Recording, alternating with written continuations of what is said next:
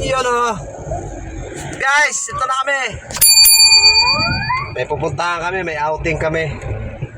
Kasama ko mga tropa ko. Tropa. Kumpleto ang tropa.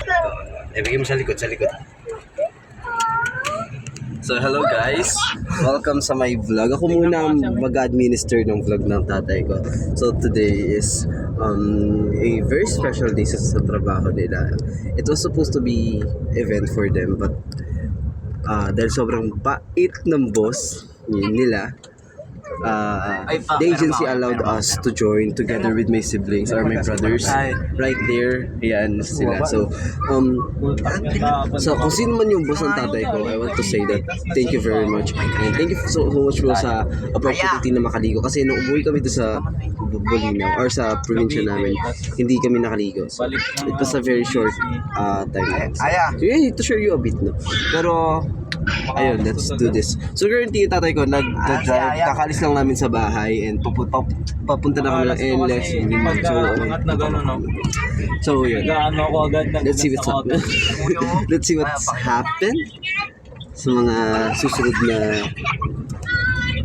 mangyayari dito.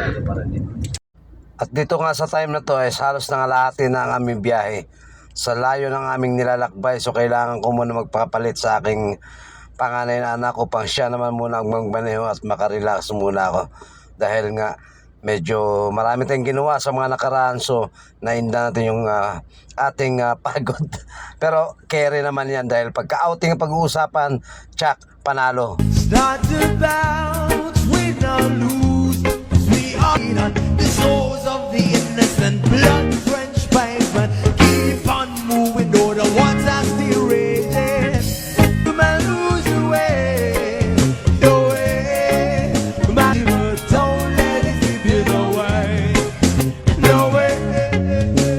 Sometimes in my tears I Dito kami sa swimming pool dito sa Batangas. No, all the way from Bulacan, nandito kami sa Batangas na video ngayon. At di na nga ako nakapag-vlog. Yung tatay ko na kanina yung nag-video everything.